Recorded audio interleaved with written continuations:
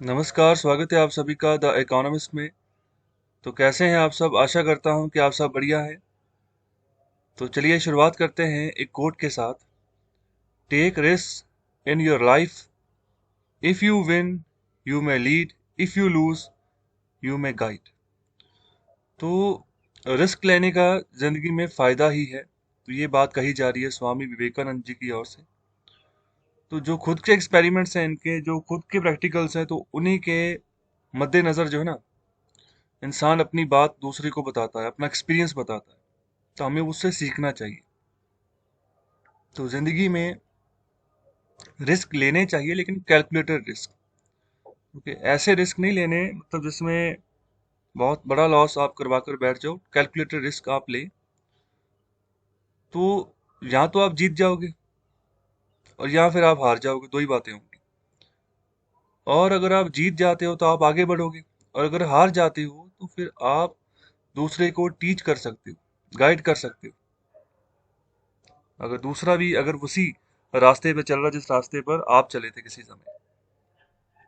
Okay, तो जिंदगी में किसी भी प्रॉब्लम के रिलेटेड जो है ना, आप ये अप्रोच लगा सकते हो। जरूरी नहीं कि स्टडी पॉइंट ऑफ व्यू से कि हम यहाँ पर इसी तरीके से बात करें, कोई भी पॉइंट होगी। बहुत सारी प्रॉब्लम्स जो इंसान सोचता है, ओके, जैसे हम सोचते हैं वैसा ही होता है। प्रॉब्लमेटिक माइंड रखेंगे कि मतलब जो है प्रॉब्लम्स ही प्रॉब्लम्स, तो प्रॉब्लम्स आएंगी। ओके, तो सोल्यूशन ओरिएंटेड माइंड होगा तो सोल्यूशंस आएंगे। ओके, तो पॉजिटिव एटीट्यूड होगा तो पॉजिटिव थॉट्स आते रहेंगे, तो आगे बढ़ते रहोगे। तो ये आप ही के ऊपर है। ओके, तो गाइड हम कर सकते हैं अगर हम हार भी जाते हैं, अगर वो रिस्क जो हमने लिया था अगर उसमें हार भी जाते हैं, दूसरे को टीच कर सकते हैं। तो अभी ये फ्रंट पेज है आज के न्यूज़पेपर का, और ये है एडिटोरियल वाला पेज। तो कुल मिलाकर यहाँ पर 4 एडिटोरियल्स हैं, तो इनमें से 3 एडिटोरियल्स हम जो है डिस्कस करेंगे जो सबसे इंपॉर्टेंट होंगे। और ये पैटर्न है, सबसे पहले कोट होगा, उसके बाद प्रीलिम्स फोकस फैक्ट्स। कहने का मतलब जो न्यूज़ एनालिसिस है, जो पूरे अखबार में से जो इंपॉर्टेंट न्यूज़ निकल कर आ रही है, उनका पहले डिस्कशन है। और बाद में है यहाँ पर एडिटोरियल डिस्कशन। ओके, तो मेंस आंसर राइटिंग में आपको फायदा होगा इसमें। और लास्ट में होगा इकोनॉमिक कंसेप्ट। ओके, और लेक्चर शुरू करने से पहले एक लाइक जरूर कर दें और शेयर कर दें इस लेक्चर को ज़्यादा से ज़्यादा। और अगर आपको पीडीएफ चाहिए तो पीडीएफ जो है वो भी डेली बेसिस पे अवेलेबल होता है। कल का पीडीएफ शायद मैंने नहीं डाला, वो भी मैं अभी डाल दूंगा। ओके, तो दोनों पीडीएफ आपको मिल जाएंगे। ओके, तो अभी शुरुआत करते हैं पहले न्यूज़ एनालिसिस से। तो यहाँ पर क्या बात कर रही है, यहाँ पर बात की जा रही है एक रेगुलेटरी सिस्टम के बारे में। तो किसके लिए? डिजिटल बैंकिंग के बारे में। जो डिजिटल बैंकिंग के जो इंटरमीडियरीज हैं, ओके, जो बिचौलिए हैं डिजिटल बैंकिंग में, तो उनको कैसे रेगुलेट करना है, उनकी यहाँ पर बात की जा रही है। क्योंकि भारत का जो डिजिटल बैंकिंग का इकोसिस्टम है, इसका दायरा लगातार बढ़ता जा रहा है। ओके, तो हमें अगर दायरा बढ़ता जा रहा है, डिजिटल बैंकिंग लोग यहाँ पर उनको अपनाना शुरू कर चुके हैं, इंटरनेट बैंकिंग के ऊपर फोकस कर रहे हैं, तो ये भी रिस्पॉन्सिबिलिटी बनती है रिजर्व बैंक ऑफ इंडिया की कि अभी इसको रेगुलेट भी करे। तो यहाँ पर और यहाँ पर फॉर्मलाइज तरीके से रेगुलेटरी और सुपरवाइजरी जो मैंडेट है वो यहाँ पर चाहिए सेंट्रल बैंक द्वारा। ओके, तो अभी जो रेगुलेटर है हमारा, जो आरबीआई है, वो चाह रहा है to accommodate roles for entities beyond conventional banks and non banking finance corporation companies. तो अभी जो बैंक होते हैं जहाँ पर आप पैसा ब्याज पे लेते हो, या फिर जो नॉन बैंकिंग फाइनेंस कंपनीज, तो ये भी आपको पैसा ही ब्याज पे देती है, लेकिन ये संपूर्ण तौर पर बैंक नहीं होती। ओके, तो इनके पास बैंक का लाइसेंस नहीं होता जो एनबीएफसी होती है। ओके, तो अभी डिजिटल बैंकिंग होती है, तो इनके बीच में भी यहाँ पर कुछ बिचौलिए होते हैं जिसके चलते आप डिजिटली पेमेंट करते हो। ओके, तो अभी उन्हीं को रेगुलेट करने की बात कर रहे हैं। तो यहाँ पर एक इंटरनल टीम है आरबीआई की, रिजर्व बैंक ऑफ इंडिया की। हेडक्वार्टर कहाँ पर है आरबीआई का? आंसर करें कमेंट बॉक्स में। और मौजूदा जो गवर्नर है वो कौन है आरबीआई के, उसका भी आंसर करें कमेंट बॉक्स में। तो इंटरनल टीम वो यहाँ पर स्टडी कर रही है the scope of various classes of digital intermediaries functioning at the interface of India's technology and financial industries. तो भारत के फाइनेंशियल इंडस्ट्रीज के पॉइंट ऑफ व्यू से अगर देखें, टेक्नोलॉजी के पॉइंट ऑफ व्यू से देखें, जो इनका रोल है, बिचौलियों का जो रोल है डिजिटल बैंकिंग में, तो उसी के ऊपर ये इंटरनल टीम ने स्टडी की है। तो यहाँ पर अलग अलग यहाँ पर डेफिनेशंस बनाने की यहाँ पर बात की जा रही है, जो भी अलग अलग इमर्जिंग एंटाइटीज निकल कर आ रही है डिजिटल बैंकिंग के मामले में। और उसका कैसे यहाँ पर कंप्लायंस करे, कैसे अनुपालना करे वो रूल्स की, उसके बारे में भी यहाँ पर चर्चा की गई है। इस जो यहाँ पर स्टडी की गई उसके रिगार्डिंग बात की जा रही है। ओके, तो ये सेंट्रल बैंक अभी सेट कर सकता है, एक पैनल बना सकता है जिसके चलते वो यहाँ पर डिफाइन करेगा कि कंप्लायंस रिक्वायरमेंट क्या होना चाहिए। ये जो फिनटेक इंटरमीडिएट्स होते हैं, जो बिचौलिए होते हैं, तो किस तरीके से इनको रेगुलेट करना, उसके लिए पैनल बनाया जा सकता है बहुत जल्दी। तो यहाँ पर लाइट टच रेगुलेटरी अप्रोच होगी। ओके, इतना मतलब टाइटली ऐसा रेगुलेशन कोई नहीं बनाया जाएगा कि अगर ये डिजिटल मार्केट में आगे बढ़ रहे हैं तो इनको कमजोर कर दिया जाए। ओके, थोड़ा लाइटली रेगुलेशन यहाँ पर होगी। और यहाँ पर जो रूल्स की बात कर रहे हैं, तो सम रूल्स में be enforced by licence lenders with whom the fintech partners for banking services. देखो, डिजिटल बैंकिंग सर्विसेज के तहत बहुत सारे जो ये इंटरमीडिएट्स होते हैं ना, तो ये बैंकों के साथ उनकी पार्टनरशिप होती है। ओके, तो यहाँ पर बैंक के बिना पर जो है हमें पेमेंट कर देते हैं आगे डिजिटली, जो भी हम पेमेंट प्रोसीड करते हैं। ओके, तो ये जो फिनटेक इंटरमीडिएट्स होते हैं, तो इनकी मुझे एग्जांपल्स बताइए, कुछ 5 एग्जांपल्स बताइए, बहुत सारी हैं। ओके, तो इसकी शुरुआती एग्जांपल मैं आपको नहीं बताऊंगा, तो आप ही को बतानी है। कुछ 5 एग्जांपल्स दो है, वो मुझे कमेंट बॉक्स में आंसर करें इसकी। तो ओवरऑल यहाँ पर सिचुएशन ये है कि एक सेल्फ रेगुलेटरी ऑर्गेनाइजेशन मॉडल हो, मतलब आप अपने आप को खुद से रेगुलेट करके चले, तो ऐसा आरबीआई चाह रहा है। और दूसरा, एक इंडिपेंडेंट बॉडी यहाँ पर रखना चाह रहे हैं कि मतलब जो है रूल्स को इंश्योर करके चले, जो रूल्स यहाँ पर बनाए जाएंगे इंटरमीडिएट्स के लिए। और आगे बात की जा रही है ट्विटर के बारे में। तो ट्विटर का जो इंटरमीडिएट यहाँ पर स्टेटस है, बचौलिए का जो स्टेटस है, यहाँ पर भी वही बात कर रहे हैं। तो ट्विटर क्या करता है, एक प्लेटफॉर्म है, एक माइक्रो ब्लॉगिंग प्लेटफॉर्म है, जहाँ पर आप अपनी बात रखते हो। ओके, किसी दूसरे बंदे को आप अपनी बात पहुंचाते हो। ओके, तो बहुत सारे जो है ट्विटर हैंडल्स हैं जो काम कर रहे हैं पूरे देश में, और ट्वीट करते हैं। ट्वीट में ज़्यादातर बातें ही पहुंचाई होती हैं। अगर यहाँ पर कोई दो सीएम्स हैं किसी राज्य के, तो उनके आपस में अगर बातचीत हो रही है, ट्विटर के चलते अपनी बात रखते हैं, तो बिचौलिए के रूप में काम करता है ये भी। लेकिन यहाँ पर बात कर रहे हैं कि ट्विटर का ऐसे लग रहा है जो इसका इंटरमीडिएट जो स्टेटस है ना, वो गुम हो जाएगा भारत में। क्यों गुम हो जाएगा? क्योंकि अभी जो फरवरी महीने में जो हमारा जो ministry of electronics and information technology है, तो उसके द्वारा कुछ आईटी के रिगार्डिंग नई गाइडलाइंस जारी की गई थी 2021 की। तो अभी वही बात कर रहे हैं कि 26 मई तक उसकी लास्ट डेट थी कि उन रेगुलेशंस को जो है अपनाना है। और सरकार यहाँ पर गवर्नमेंट के टॉप ऑफिशियल्स ये कह रहे हैं कि ये जो माइक्रो ब्लॉगिंग ऐप है, ये जो ट्विटर है, तो ये जो है ना अ, अभी उस अनुपालना नहीं कर रहा उन रूल्स की, नहीं कर रहा। तो अभी ये लायबल है कि ये जो भी यहाँ पर जो इसकी साइट पे जो भी यहाँ पर चीज चढ़ेगी, तो उसको आईपीसी के एक्ट के तहत और आईटी एक्ट के तहत जो 2021 का बनाया है फरवरी में, उसके तहत सजा दी जा सकती है। ओके, तो इंडियन पिनल कोड भी है, और दूसरा जो है आईटी एक्ट, जो भी फरवरी महीने में जो नए रूल्स लॉन्च किए उसकी बात कर रहे हैं। ओके, तो अभी दूसरी ओर ट्विटर क्या बात कर रहे हैं। ट्विटर कह रहा है कि हम अनुपालना कर रहे हैं। तो कैसे कर रहे हैं? तो ये कह रहे हैं कि हमने एक इंटरिम चीफ कंप्लायंस ऑफिस जो है वो बनाया है। Okay, and will soon share the details with the government. तो देखो, जो ये नया आईटी एक्ट है ना, उसमें एक प्रावधान ये भी था, जो रूल्स मानने हैं आपको, जितनी भी ये ब्लॉगिंग कंपनीज जैसे फेसबुक हो गया, ट्विटर हो गया, व्हाट्सएप हो गया, तो सबको रूल्स मानने हैं।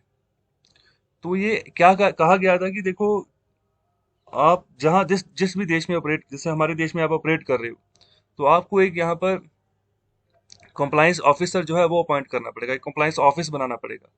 ओके, तो वो ऑफिसर का काम होगा कि जो भी ग्रीवेंसेस हैं, मतलब कि अगर आप ट्विटर चला रहे हो तो आपको कुछ लग रहा कि मतलब आपकी जो आइडेंटिफिकेशन है उसको नुकसान किया गया किसी न किसी तरीके से, तो आप कंप्लेन कर सकते हो। आपको लगा कि कोई यहाँ पर मिस इन्फॉर्मेशन चल रही है ट्विटर के ऊपर, तो आप कंप्लेन कर सकते हो। ओके, तो अभी ऐसा कोई भी प्रावधान नहीं है किसी भी यहाँ पर ऐप के लिए, चाहे फेसबुक चला रहे हो चाहे व्हाट्सएप चला रहे हो। ओके, तो आप जो है किसी को कंप्लेन नहीं कर सकते अगर आप करना चाहें कि ये व्हाट्सएप के ऊपर फेक कंटेंट चल रहा है। ओके, तो ये जो न्यूज़ चल रही है फेक न्यूज़ चल रही है। ओके, तो अभी इसको इसी चीज़ को यहाँ पर स्ट्रेंथन करने के लिए ये रूल निकाला गया है कि एक इंटरिम एक कंप्लायंस ऑफिसर अपॉइंट करना पड़ेगा। तो यहाँ पर जो डिटेल्स, जो भी यहाँ पर कंप्लेंट्स आएंगी ना, तो महीने के हिसाब से वो सरकार को भी बतानी पड़ेगी कि क्या कंप्लेंट्स आई आपके पास और आपने क्या एक्शन लिया। ट्विटर यहाँ पर कह रहा है कि ऑफिस मैंने बना दिया है, और जो शेयर डिटेल्स है वो भी शेयर कर दी जाएंगी जो उनके सामने है अभी। तो ये जो कंपनी है, सैन फ्रांसिस्को बेस्ड कंपनी है, सैन फ्रांसिस्को, ये यूएसए में है। ओके, तो अभी अभी ये 3 की एग्जीक्यूटिव जो उसको अपॉइंट करेगी, ओके, तो जो यहाँ पर जो भारत का नया आईटी रूल्स के तहत जो कहा जा रहा है उसके तहत अभी तीन जो है अपने की एग्जीक्यूटिव्स को अपॉइंट करेगी, तो ये परमानेंट एम्प्लॉइज इनके होंगे। इसके अलावा बात करें, despite several nudges from the government including A last notice Saint on June 5, 5 जून को लास्ट नोटिस सरकार ने अभी भेज दिया है कि आप अनुपालना करोगे या नहीं करोगे। तो अभी बात करें कि कंपनी ने एक यहाँ पर वकील को अपॉइंट किया है as a grievances and nodal officer. तो यहाँ पर जो ग्रीवेंसेस सुनेगा लोगों की, उसके लिए यहाँ पर बात करें तो कॉन्ट्रेक्चुअल बेसिस के ऊपर उसको अपॉइंट किया हुआ है। ओके, तो ये सारी बातें यहाँ पर हमने डिस्कस कर ली हैं। और बात में अभी बात करें कि जून 13 को कंपनी ने क्या कहा, तो यहाँ पर बात कह रहे हैं कि it has advertise for the positions and will fill them as soon as possible. ये जो पोजीशंस की अभी हमने बात की है, तो उसके एडवर्टीजमेंट की ये बात कर रहे हैं, अपना पक्ष रख रहे हैं अपना।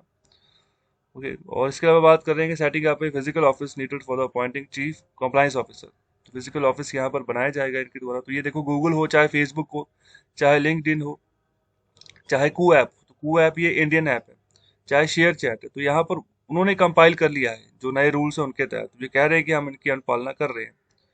और दूसरी ओर यहाँ पर व्हाट्सएप की बात करें तो व्हाट्सएप ने भी ऑफिसर्स को अपॉइंट कर दिया है जो की रोल्स यहाँ पर अदा करेंगे। और जो भी यहाँ पर चैलेंजेस हैं, अगर बात करें ट्रेसेबिलिटी का चैलेंज, यहाँ पर यही इंपॉर्टेंट चैलेंज बचा है अभी व्हाट्सएप के सामने। क्योंकि ट्रेसेबिलिटी कहने का मतलब ये है कि अगर किसी ने फेक कंटेंट व्हाट्सएप पे रखा, उसी का ओरिजिनेटर ढूंढना है, उसको ट्रेस करना है। ओके, कि शुरुआत किसने की है जब भी कोई व्हाट्सएप के ऊपर कोई फेक कंटेंट जो है वो वायरल हो रहा है। तो ओके, तो यहाँ पर थोड़ा सा व्हाट्सएप कह रहा है कि कठिन है ट्रेस ट्रेस करना, इतना आसान नहीं है। ओके, तो अभी भी इसके ऊपर मंथन थोड़ा चल रहा है। और आगे यहाँ पर बात कर रहे हैं टेररिस्ट एक्ट के बारे में।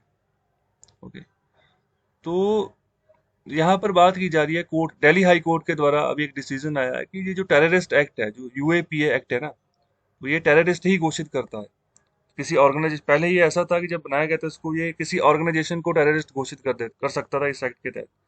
अगर किसी भी ऑर्गेनाइजेशन को इस एक्ट के तहत यहाँ पर लाया जाता है तो वो टेररिस्ट ऑर्गेनाइजेशन होगी, ध्यान रखिएगा। और अभी इसमें चेंजेस करके ना, जो इंडिविजुअल है, जो आम आदमी में है, अगर उसको लगा कि उसने कोई ऐसी एक्टिविटी की, तो उसको टेररिस्ट भी घोषित किया जा सकता है इस यूएपीए के तहत।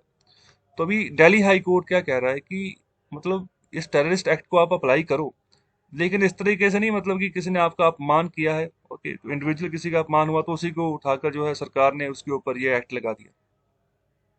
ओके, तो मतलब ऐसे नहीं है कि जिस मर्जी मुद्दे के ऊपर जो है ना, आप जो है इसके ऊपर ये एक्ट लगा दोगे। तो ये बात यहाँ पर की जा रही है। तो क्यों की जा रही है? क्योंकि अभी बेल ग्रांट की गई है, तीन स्टूडेंट एक्टिविस्ट हैं दिल्ली राइट्स में। तो अभी देखो, 2020 में शुरुआती महीनों में दंगे हुए थे, ओके, 2020 में। ओके, तो काफी 200 से ज्यादा लोग तब मारे गए थे। तो 3-4 दिन तक ये भी दंगे चले थे।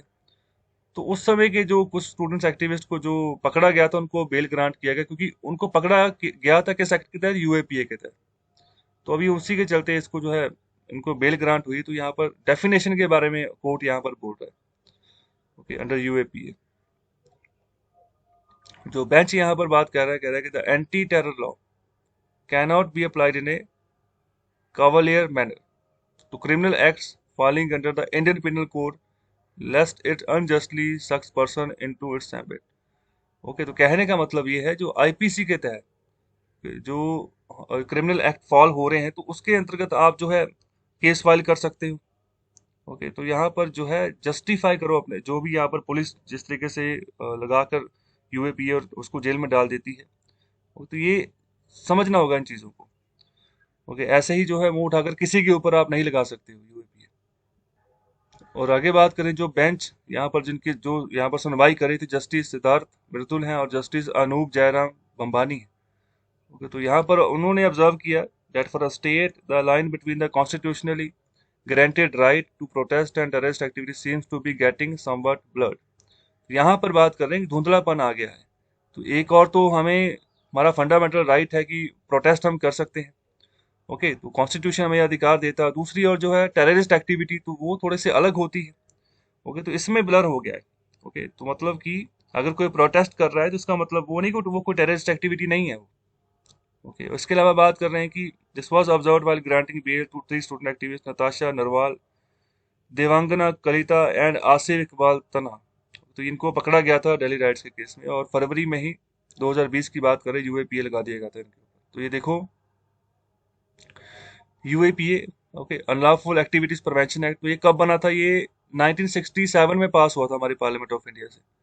और इसका यहाँ पर जो मुख्य उद्देश्य था वो यही था, इफेक्टिव प्रिवेंशन करनी है of unlawful activities associations. Okay, शुरुआत में ये एसोसिएशंस के रिगार्डिंग था, ओके, जो मतलब कि गलत एक्टिविटीज भारत में करती है, जिसको हम टेररिस्ट एक्टिविटीज भी कहते हैं, कि कहीं पर दंगे करवा दिए, कहीं पर बम विस्फोट करवा दिया। तो 1967 में ये बनाया गया था। ओके, तो अनलॉफुल एक्टिविटीज एसोसिएशंस भारत में जो भी पनप रही है उनको रोकने के लिए। और ये पूरी की पूरी पावर यहाँ पर सेंट्रल गवर्नमेंट के पास रहती है। ओके, इस एक्ट के तहत, by way of which if the centre deems an activity as unlawful then it may by way of official gazette declared. तो अगर लगता है सेंट्रल गवर्नमेंट को कि कहीं पर ऐसी अनलॉफुल एक्टिविटी पाई गई है, तो यूएपीए वो वहां पर लगा देते हैं। और आगे यहाँ पर बात कर रहे हैं कि जो यहाँ पर डेथ पेनल्टी है और दूसरा जो लाइफ इम्प्रिजनमेंट, तो ये सबसे बड़ी पनिशमेंट है इस एक्ट के तहत। और यहाँ पर इंडियन और फॉरेन नेशनल दोनों को चार्ज किया जा सकता है इस एक्ट के तहत, और ये एप्लीकेबल है the offenders in the same manner even if crime is committed on a foreign land outside India. अगर देश के बाहर भी हमारे देश के खिलाफ कोई यहाँ पर काम किया जा रहा था, तो उसके ऊपर भी लगता है। ओके, तो under UAPA the investigating agency can file A chargesheet in maximum 180 days after the arrest and the duration can be extended further after intimating the court. तो 180 दिनों की मैक्सिमम यहाँ पर मोहलत होती है इन्वेस्टिगेटिंग एजेंसी के पास, ओके, जो कि चार्जशीट जिसको फाइल करनी होती है कोर्ट में। ओके, तो बाद में इसका ड्यूरेशन बढ़ाया भी जा सकता है। और आगे बात करें 2019 में जो अमेंडमेंट्स हुई है उसके तहत कह रहे हैं कि ये जो एक्ट है ये एम्पावर करता है director general of national investigation agency to grant approval of seizure of attachment of property when the case is investigated by such agency. तो अभी जब नेशनल इन्वेस्टिगेशन जो एजेंसी है हमारी, जो एनआईए है, जब ये इन्वेस्टिगेशन करेगा कि कोई ये टेररिस्ट एक्टिविटी किसी ऑर्गेनाइजेशन के द्वारा की गई है, तो उस समय अगर पाया जाता है कि ये है टेररिस्ट एक्टिविटी जो यूएपीएस के ऊपर लग गया, तो उसकी जितनी भी प्रॉपर्टीज उसको सीज किया जा सकता है। ओके, और ये भी पावर यहाँ पर एनआईए को देती है, जो ऑफिसर्स एनआईए के उनको पावर मिलती है, जो ऑफिसर्स यहाँ पर इंस्पेक्टर के रैंक के ऊपर जो काम करते हैं। ओके, तो investigate cases of terrorism in addition to those connected by DSP और एसीपी और above rank officer in the state. तो ये लेवल के जो ऑफिसर होते हैं ये टेररिज्म के जो केसेस हैं उनको इन्वेस्टिगेट करते हैं। और यहाँ पर जैसे मैंने पहले बताया था कि जो इंडिविजुअल हैं तो उसको भी टेररिस्ट घोषित किया जा सकता है 2019 में जो अमेंडमेंट्स की गई हैं। ओके, यूएपी अगर किसी इंडिविजुअल के ऊपर भी लगता है तो वो भी टेररिस्ट है। ओके, आगे बढ़ते हैं। तो अभी बात की जा रही है proportions of youth children infected in both wave से। तो दो वेव्स अभी कोरोना वायरस की आ चुकी हैं, एक है फर्स्ट वेव, अभी सेकंड वेव जो अभी आई है। तो उसी के रिगार्डिंग बात करें, जो यूथ और बच्चों का जो यहाँ पर जो बच्चे इन्फेक्टेड हुए हैं तो प्रपोर्शन सेम ही है। ओके, तो अभी बात कर रहे हैं कि ऑलमोस्ट सेम है, तो ये डाटा हेल्थ मिनिस्ट्री के द्वारा कहा जा रहा है, okay, rejecting the notion that more youngsters were infected this year. तो अभी जैसे ये धारणा बनी हुई थी, जो कहा जा रहा था कि ज्यादातर यंगस्टर्स जो लोग हैं उनकी मृत्यु हुई है सेकंड वेव में, तो ये गलत है। ये सरकार जो हेल्थ मिनिस्ट्री है उनके द्वारा ये कहा जा रहा है।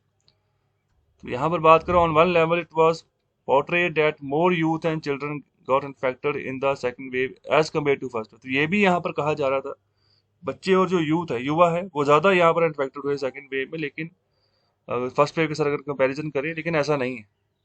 ओके, ये भी गलत है। तो सेम प्रपोर्शन है, जो यहाँ पर फर्स्ट वेव में जितने प्रपोर्शन में बच्चे और यूथ इफेक्टेड हुए, तो वही अभी सेकंड वेव में हुए। और मई 4 की बात कर रहे हैं कि यहाँ पर 531 डिस्ट्रिक्ट है पूरे देश में, जहाँ पर 100 से ज़्यादा यहाँ पर नए केसेस 24 घंटों में पाए गए। Number has now come down to 165 districts. Okay, तो अभी कम होता जा रहा है लगातार ये। तो ये देखो, ये फर्स्ट वेव का पूरा सिनेरियो है और ये सेकंड वेव का पूरा सिनेरियो है। तो और यहाँ पर अलग अलग एज ग्रुप की बात की जा रही है, 1 से 10 साल, 11 से 20 साल, 21 से 30 और 31 से 40। ओके, तो उसके हिसाब से आप कंपेयर कर सकते हो सेकंड वेव के साथ। तो यहाँ पर भी सेम ग्रुप है। ओके, तो देखो, अगर हम यहाँ पर 1 से 10 साल के बच्चों की बात करें तो फर्स्ट वेव में 3.28% जो बच्चे थे वो इन्फेक्टेड हुए थे। तो यहाँ पर भी 3% के आसपास इन्फेक्टेड हुए हैं। उसके अलावा 11 से 20 की अगर एज ग्रुप की बात करें तो 8% के आसपास, तो ये 8.57% के आसपास है। और अगर यहाँ पर 21 से 30 की बात करें तो ये 21.21% है। और सेकेंड वेव में 22.49% हो गया, थोड़ा सा बढ़ गया है। और 31 से 40 की अगर एज ग्रुप की बात करें तो फर्स्ट वेव में 21.23 था और यहाँ पर अभी 22.7% के आसपास हो गया, थोड़ा सा इधर बढ़ा है। तो कहने का मतलब ओवरऑल जो है ना वो सेम ही प्रोपोर्शन रहा है। ओके, तो जो दावे किए जा रहे थे उसको जो हमारा हेल्थ मिनिस्ट्री है वो खारिज कर रहा है। आगे बढ़ते हैं। तो अभी बात की जा रही है माइक्रो फाइनेंस यूनिट्स के बारे में। ओके, तो माइक्रो फाइनेंस देखो, ये भी जैसे एक बैंक फैसिलिटी आपको देता है कि आप लोन उठा सकते हो बैंकों से, तो बिल्कुल उसी तरीके से ये भी आपको फाइनेंस की ही सुविधा प्रोवाइड करता है। लेकिन इसका जो मैक्सिमम लिमिट होती है ना बहुत कम होती है कि मतलब कितना फाइनेंस जो ले सकते हैं। तो जो वनरेबल जो सेक्शंस होते हैं, ओके, जो बहुत ही पुअर सेक्शंस होते हैं, तो उनको मतलब प्रोटेक्ट करने के लिए माइक्रो फाइनेंस बनाए जाते हैं, इंस्टीट्यूशन बनाए जाते हैं। शॉर्ट फॉर्म में हम इनको एमएफआई बोलते हैं। और अभी इनको आज़ादी जैसे कुछ मिले तो इसके अभी इसी के बारे में बात कर रहे हैं। तो ये आज़ादी जो है इनको मिल सकती है, तो एक जो है डी रेगुलेशन की बात कर रहे हैं। So proposed regulation likely to push down lending rates for lowest bracket competition to bring in new products. तो अभी क्या डीरेगुलेट करेंगे, तो कहने का मतलब कि जो लैंडिंग रेट्स हैं, मतलब जो इंटरेस्ट रेट है ना उनको थोड़ा सा कम किया जाएगा। ओके, और कंपटीशन जो है अभी नए प्रोडक्ट में आ रहा है जिसके चलते ऐसा निर्णय लिया जाएगा। तो अलग अलग यहाँ पर लैंडिंग रेट्स आपको मिलेंगे। ओके, तो जब भी कोई भी लैंडिंग इंस्टीट्यूशन की हम बात करें, ओके, तो अलग अलग जितना भी अमाउंट बढ़ता जाएगा उसके हिसाब से लैंडिंग रेट भी बढ़ता जाता है।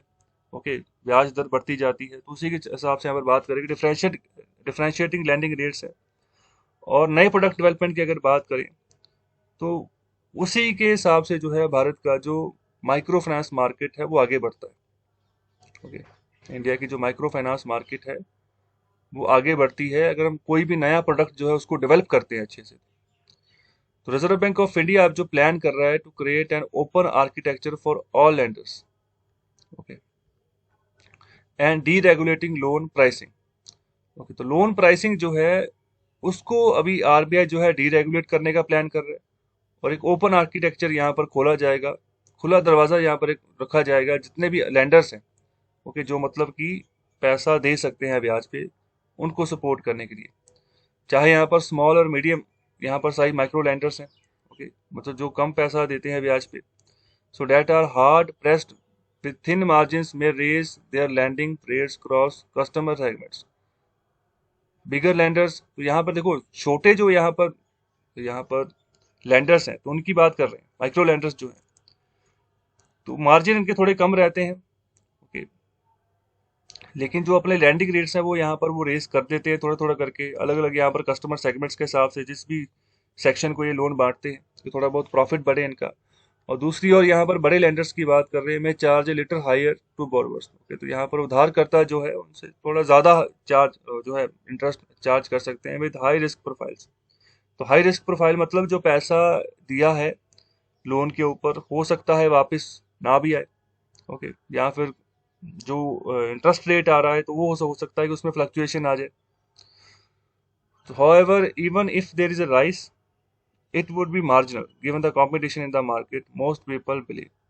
तो अगर राइस होता भी है इंटरेस्ट रेट में तो बात कर रहे हैं कि कंपटीशन ही एक तरीके से डेवलप होगा। ओके, तो लोगों का यहाँ पर मानना यही है। और हाई रेट्स में आल्सो क्रिएट पॉलिटिकल रिस्क, तो पॉलिटिकल रिस्क भी यहाँ पर बन जाता है जब कोई भी ब्याज दर बढ़ता है तो। ओके, तो अभी देखो इकोनॉमी चलानी है तो इंटरेस्ट रेट ज़्यादातर यहाँ पर कम ही रखे जा रहे हैं आरबीआई के द्वारा। ओके, तो लेकिन स्ट्रक्चर जो है वो उसमें बदलाव जो है बार बार किया जाता है आरबीआई के द्वारा कि इकोनॉमी को बैलेंस करके चलाया जा सके। तो सीधी सीधी बात यहाँ पर डी रेगुलेट किया जाएगा लोन प्राइसिंग को। तो लोन प्राइसिंग कहने का मतलब जैसे लोन दिया जाएगा लेकिन किस कीमत पे दिया जाएगा, कीमत कहने का मतलब क्या इंटरेस्ट रेट जो है वो वसूला जाएगा। जैसे अगर कोई 8-9 लाख का लोन यहाँ पर ले रहा है किसी भी यहाँ पर अदारे से, तो उसके ऊपर जो इंटरेस्ट रेट लगेगा, सपोज करो 8% के हिसाब से इंटरेस्ट रेट लगता है, तो फिर 1.5-2 लाख के ऊपर जो है ना यहाँ पर ब्याज बन जाता है। तो वही आपकी प्राइसिंग हो जाएगी जो आप जो है पे कर रहे हो उस यहाँ पर 8-9 लाख रुपए के लिए, जो आपको एडिशनल देने पड़ेंगे। तो अभी उसी को प्राइसिंग करने की बात कर रहे हैं। ओके, तो अब मतलब एक नया आर्किटेक्चर जो है ओपन करने की बात कर रहे हैं, जितने भी लैंडर्स हैं जो पैसा ब्याज पे देते हैं उन सबके लिए। ओके, तो आगे बात करें कि ज्यादातर जो माइक्रो लोन बोरोवर्स हैं, मतलब जो उधार लेते हैं, पे interest rate in excess of 20% year. Okay, तो यहाँ पर एक साल के 20% के हिसाब से ज्यादातर जो है इंटरेस्ट रेट अदा किए जाते हैं। और आगे बात कर रहे हैं कि big banks in the space charge around 24% per annum. तो पर एनम के हिसाब से बड़े बैंक जो है 24% चार्ज करते हैं, तो माइक्रो फाइनेंस यूनिट थोड़ा कम ही करते हैं इसके मुकाबले में। और आगे बात करें कि जो लैंडिंग रेट्स को अगर डीरेगुलेट करते हैं, उसके चलते जो है स्मॉलर जो प्लेयर है to raise interest based on risk profiles. Okay, जो छोटे प्लेयर जो है अपना, जो छोटे लैंडर्स हैं वो अपना इंटरेस्ट रेट बढ़ा सकते हैं। ओके, और आरबीआई अभी प्रपोज कर रही है to lender model for sector may lead to new products given the rising competition. Okay, तो कंपटीशन बढ़ाना है तो यहाँ पर टू लैंडर मॉडल जो है प्रपोजल है अभी आरबीआई का। ओके, मतलब अगर किसी ने लोन देना है तो यहाँ पर 2 लैंडर्स मैक्सिमम होंगे, उसका मॉडल अपनाकर जो है उसके वो एक तरीके की एमएफआई होगी, वो जो है आगे लोन बांटेगी बोरोवर्स को। आगे बढ़ते हैं और आगे यहाँ पर बात कर रहे हैं कि गवर्नमेंट ने यहाँ पर लॉन्च किया है ट्रस्टेड टेलीकॉम इक्विपमेंट पोर्टल। तो इसका नाम याद रखिएगा, इंपॉर्टेंट है, ट्रस्टेड टेलीकॉम इक्विपमेंट पोर्टल। तो ये क्यों लॉन्च किया गया, तो इसका इनिशिएटिव यहाँ पर लिया गया है। उसका जो रीजन वो ये है कि discourage use of China made gear in core networks. मतलब चाइना के बनाए हुए जो डिवाइसेस हैं, ओके, जिसके चलते इंटरनेट की फैसिलिटी आपको मिलती है, तो उनको उनसे थोड़ा परहेज करना। ओके, जो क्योंकि हार्डवेयर प्रोवाइड करते हैं ज़्यादातर चाइना, जैसे हुआवे है चाइना की कंपनी है। ओके, तो वो बड़े पैमाने पर जो है हार्डवेयर के मामले में भी काफ़ी आगे है वो। तो अभी जो भारत में 5G लॉन्च होना था, तो उसमें हुआवे भी चाहता था कि मैं भी भारत में आकर जो है अपना व्यापार करूं, भारत में अपने इक्विपमेंट बेचूं, लेकिन अभी काम चल रहा है, अभी बात बनी नहीं है इनकी। ओके, तो अभी ट्रस्ट थोड़ा कम होता जा रहा है चाइनीज के रिगार्डिंग, जिसके चलते गवर्नमेंट ने ये ट्रस्टेड टेलीकॉम पोर्टल जो है इसको लॉन्च किया। और कहा गया है कि ये नेशनल सिक्योरिटी को मद्देनजर जो ना टेलीकॉम सेक्टर में तो नेशनल सिक्योरिटी को मद्देनजर जो रखते हुए ये ऐसा जो डेरिवेटिव एक्शन जो है वो लिया गया है। ओके, तो यहाँ पर ज़्यादातर यहाँ पर यही बिलीव किया जा रहा है कि जो चाइनीज वेंडर्स हैं हुआवे और ZTE, उनको थोड़ा सा बाहर रखना है, जो भारत का जो कोर कम्युनिकेशन नेटवर्क है उनमें से। ओके, तो पूरा जो इंफ्रास्ट्रक्चर आपके सामने रहता है टेलीकॉम का, जैसे टावर्स वगैरह लगे हैं। ओके, तो भारत सरकार यही चाह रही है कि इन दो कंपनीज का ना हो, ओके, हुआवे और ZTE का यहाँ पर कुछ भी रोल ना हो। ओके, जो कोर यहाँ पर नेटवर्क है वहां पर। और जो नया पोर्टल है तो यहाँ पर इसको बनाया गया under the cyber wing, okay, cyber wing of national security council secretariat. Okay, तो नेशनल सिक्योरिटी काउंसिल सेक्रेटरीट के तहत जो उसका साइबर विंग, उसके तहत इस नए पोर्टल को बनाया गया है। और ये इंश्योर करेगा telecom service providers use equipment only through trusted और ऑथेंटिक सोर्स। ओके, मतलब कि जितने भी ये जैसे रिलायंस है, एयरटेल है, उसके अलावा वी है, तो जो भी ये टेलीकॉम इक्विपमेंट यूज करेंगे ना, तो ये किसी ट्रस्टेड और ऑथेंटिकेटेड जो सोर्सेस है उनसे, उन्हीं का बना हुआ ये, मतलब इसको यूज कर सकते हैं। ओके, जो अच्छी, मतलब जैसे अब बाहर यूरोपियन कंपनी जो है तो उनके साथ टाई अप ये कर सकती है, अगर नहीं चाइनीज के साथ करना है तो वहां पर भी जैसे नोकिया है, ओके, एरिक्सन है। ओके, तो आपने नाम भी सुना होगा सोनी एरिक्सन। तो ये अलग अलग कंपनीज है, एरिक्सन अलग है, सोनी अलग है। तो एरिक्सन भी यहाँ पर हार्डवेयर के जो सामान है वो प्रोवाइड करती है, तो उनके साथ टाइप कर सकते हैं। तो जो हमारा डिपार्टमेंट ऑफ टेलीकम्युनिकेशन है उसने यहाँ पर अमेंड किया है the telecom and internet service provider licence. Okay, तो इसको अमेंड किया है among others to mandate the use of equipment only from trusted sources. तो ये जून 15 2021 से ये इसको लागू कर दिया गया है। और ये डेवलपमेंट क्यों आई है, तो comes following the governments effort. यहाँ पर सरकार के जो एफर्ट है, जो चाह रही है कि टेलीकॉम नेटवर्क्स के क्षेत्र में सिक्योरिटी को इंश्योर किया जाए। ओके, स्पेशली जो अभी 5G सर्विस जो अभी शुरू होगी, हो जाएगी, ओके, कुछ ही महीनों के बाद, तो उस समय तो सिक्योरिटी सबसे बड़ी इशू हो जाएगी। और the initiative is widely believe to discourage the use of China made care. Okay, तो अभी जो हुआवे है, ZTE है, ओके, तो have accused of backdoor access in telecom networks. तो यहाँ पर ऐसा लग रहा है कि किसी ना किसी तरीके से हमारे जो टेलीफोन नेटवर्क जैसे रिलायंस का है चाहे एयरटेल का है, तो यहाँ पर ये हस्तक्षेप कर रहे हैं। ओके, तो यहाँ पर ऐसा कहा जा रहा है, लेकिन ये चाइनीज कंपनीज जो है ये इस क्लेम को डिनाई करती है। वो कह रही है कि ऐसा कुछ नहीं है। तो ये देखो, अभी भी जो है ना, एयरटेल और वी जो है, तो ये कुछ यहाँ पर पार्टनर हैं अभी भी, जो चाइनीज हुआवे है और ZTE है। तो 4G नेटवर्क से चलते यहाँ पर कुछ सर्कल्स में अभी भी पार्टनर्स हैं। तो यहाँ पर सरकार यही चाह रही है कि इनको एक साइड पे कर दो, हुआवे को और ZTE को। आगे बढ़ते हैं। अभी यहाँ पर बात कर रहे हैं ESOPs के बारे में। ओके, तो एम्प्लॉय स्टॉक ऑप्शन प्लान इसको बोलते हैं। तो बात की जा रही है securities and exchange board of India के बारे में। तो इन्होंने क्या किया है, जो मिनिमम वेस्टिंग पीरियड रिक्वायरमेंट है ना, उसमें थोड़ी सी रिलैक्सेशन दे दी है। Okay, for employees stock option plan. तो इसको ध्यान रखें, एम्प्लॉयज स्टॉक ऑप्शन प्लान, तो शॉर्ट फॉर्म में इसको ESOP भी बोलते हैं। तो ये होता क्या है एम्प्लॉयज स्टॉक ऑप्शन प्लान? इसमें ऐसा होता है कि जैसे कोई कंपनी खोली है आपने, ओके, तो उस कंपनी में आपने एम्प्लॉयज रखे। ओके, तो उस एम्प्लॉयज को आप लग रहा है कि जो सबसे टॉप जो एम्प्लॉयज है आपके, तो उनको थोड़ा सा सही तरीके से उनको रिनमरेशन देना है, पैसा देना है, सैलरी वगैरह देना है। तो कई बार यहाँ पर कंपनीज क्या कहती है, उनको शेयर दे देती है अपनी कंपनीज के, उनको अपनी कंपनीज का ही थोड़ा शेयर होल्डर बना देती हैं। ओके, तो एम्प्लॉय स्टॉक ऑप्शन प्लान मतलब स्टॉक मतलब शेयर। ओके, तो ये मतलब इस तरीके का प्लान रहता है कि जो कि अगर शेयर वैल्यू बढ़ती है तो उसका फायदा जो हमारा एम्प्लॉय है उसको भी हो, जिसको ये प्लान दिया गया है। ओके, तो ये भी बात की जा रही है, जो मिनिमम वेस्टिंग पीरियड रिक्वायरमेंट है, मतलब तभी जो है ये प्लान जो है मिल सकता है। उसको थोड़ा रिलैक्सेशन करने की बात करें, कौन से इवेंट में? In the event of death of an employee, अगर किसी एम्प्लॉय की मृत्यु हो जाती है तो। ओके, तो अभी रेगुलेटर जो है, सेबी जो है, कैपिटल मार्केट रेगुलेटर है, तो अभी ये कह रहा है कि ये मूव जो अभी चला गया है सेबी के द्वारा, इसका मतलब यही है कि रिलीफ प्रोवाइड करना है उन फैमिलीज को जिनके अपने चले गए, ओके, कोरोना वायरस के चलते। ओके, ऑफ लिस्टेड कंपनी जो स्टॉक मार्केट में लिस्टेड है, उन्हीं कंपनीज के जो एम्प्लॉय है, जो यहाँ पर ESOP जो ले रहे हैं, तो अभी वो उनको जल्दी से वो पैसे कैश हो और इनके पास चले जाएं। ओके, तो ये जो रिलैक्सेशन है would be available to all such employees who have deceased on or after 1 April 2020। पिछले साल जब पैंडेमिक शुरू हुआ था, तो 1 अप्रैल मतलब जो फिजिकल ईयर हमारा 2020 का शुरू हुआ था, उसके बाद में जितने भी ये ऐसे इंसिडेंट्स हुए हैं, तो उन सबको यहाँ पर ये जो रिलैक्सेशन है ये मिलेगी। और आगे बात करें जो प्रोविजंस हैं अंडर SBEB मतलब share based employee benefit. Okay, तो इसकी जो रेगुलेशंस हैं, तो उसकी जो प्रोविजंस में बात करें related to minimum vesting period of 1 year shall not apply in case of death. Okay, मतलब कि मिनिमम जो है आपने जो शेयर्स खरीदे हैं अपनी ही कंपनी में, जो शेयर्स आपको मिल गए, तो मिनिमम 1 साल मतलब आपका शेयर वहां पर रहना चाहिए, आपके हाथ में रहना चाहिए।